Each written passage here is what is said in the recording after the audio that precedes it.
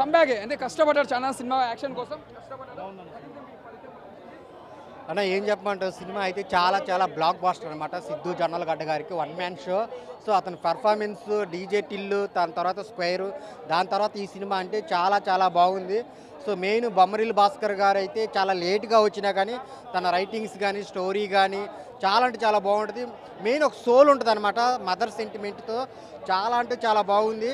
So కామెడీతో పాటు action డ్రామాని చాలా బాగా డీల్ చేశారు. సో ఇప్పుడు దాకా కామెడీయే చేస్తారు అనుకుంటారు, కానీ ఈ సినిమా చూశాక యాక్షన్ సినిమాకి కూడా చేయొచ్చు అని చాలా బాగా చూపించారనమాట. సో చాలా బాగుంది. సాంగ్స్ ప్లస్ ప్రకాష్ రాజ్ గారు హీరోయిన్ చాలా బాగా చేసింది అనమాట, వైష్ణవి. సో దానికి బేబీ తర్వాత ఇది ఒక బ్లాక్ బాస్టర్. సో అందరు థియేటర్కి వెళ్ళి చూడండి, ఒక మంచి సినిమా. కామెడీతో పాటు సెంటిమెంటు, యాక్షన్ అన్నీ కలిపి ఒక పవర్ ప్యాక్ సినిమా వచ్చిందనమాట. సో థియేటర్కి వెళ్ళి చూడండి, చాలా బాగుంటుంది. సినిమా చూడడం జరిగింది అన్న. విఆర్ ఆన్ రాక్, సిద్ధు జొన్నలగడ్డ జాక్ అని. సో ఓకే, మూవీ పర్వాలేదు. ఫైనల్గా ఏముంది మెసేజ్ అంటే, అవకాశాలు మనమే సృష్టించుకోవాలి, అవకాశం కోసం ఎదురు చూడొద్దు అనేటువంటి కాన్సెప్ట్లో తయారైనటువంటి మూవీ. బేసిక్గా ఇంతకుముందు స్పై సినిమా చూసాము, డైరెక్ట్ స్పై తీసుకొని పోతారు.